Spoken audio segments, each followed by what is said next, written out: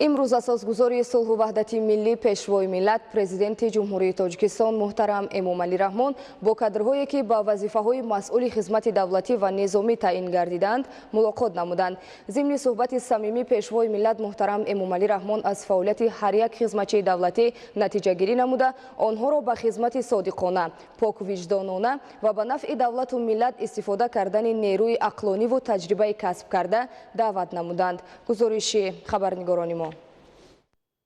در بینای حکومت جمهوری تاجیکستان ضمن ملاقات پیشوای ملت پرزیدنت جمهوری تاجیکستان محترم امامعلی رحمان با کادرهایی که با وظیفه‌های مسئول خدمت دولتی و نظامی تعیین گردیدند تاکید شد که هنگام انتخاب و جابجاگذاری کادرها با تجربه اندوخته، مهارت کاردانی، قابلیت تشکیلاتچی، دانستن زبانهای خارجی، خدمت صادقانه و بی‌نقصان در وظیفه‌های قبلی و با دیگر صفت‌های شخصی کادرهای جوان برتری داده می‌شود. با فرمان‌های پرزیدنت جمهوری تاجیکستان صمدزاده ذکری خدا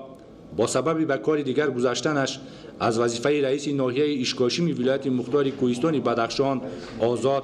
و میرزازاده موسی آدینه محمد با وظیفه رئیس ناحیه اشکاشمی ولایت مختار کوهستان بدخشان تعیین گردید. همچنین با فرمانهای پرزیدنت جمهوری تاجیکستان پیرکزاده حکمت الله معاون یکم فرمانده قشون‌های سرحدی کمیته دولتی امنیت ملی جمهوری تاجیکستان سردار سرستاد قشون‌های سرحدی کمیته دولتی امنیت ملی تعیین گردیده با وظیفه سردار ریاست قشون‌های سرحدی کمیته دولتی امنیت ملی در ولایت مختار کوهستان بدخشان ولایت سوخت و سردار ریاست عقبگاه قشون‌های سرحدی کمیته دولتی امنیت ملی کادرهای با تجربه ختم کردگان دو و یا زیاده مؤسسه عالی تعلیمات نظامی داخل و خارج مملکت تعیین گردیدند. با قرار حکومت جمهوری تاجیکستان سید مرادزاده شایسته معاون وزیر نقلیات جمهوری تاجیکستان تعیین گردید. طبق قرارهای دیگر حکومت جمهوری تاجیکستان غیب‌الله‌زاده طالب معاون یکم و صاحبزاده محمد کریم معاون دیرکتور مؤسسه دولتی تاجیک فیلم تعیین گردیدند. با امرهای پرزیدنت جمهوری تاجیکستان فیض‌الله‌زاده شرف معاون کاتب شورای امنیت،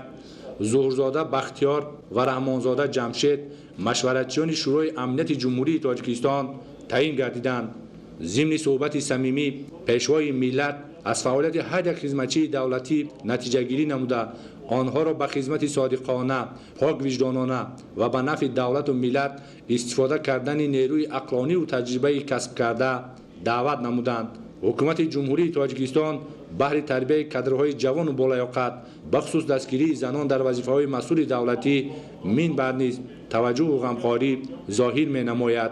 تاکید نمودند پرزیدنت جمهوری تاجیکستان محترم امامعلی رحمان و ابراز داشتند که برای بالاروی منصبی تشکل تجربه کاری نشان دادن نتیجه های نظررس از هر یک کادر تقاضا می گردد که با تجربه و دانش اندوخته قناعت نکرده پیوسته آموزند با تکنیک و تکنولوژی معاصر کار کردن را در مد اول گذاشته زبانهای خارجی را از بر نمایند. بر رویداد واقعه‌های جهان معاصر بهای ابجکتیوی داده تجربه مستقلانه قرار کردن را دارا باشند.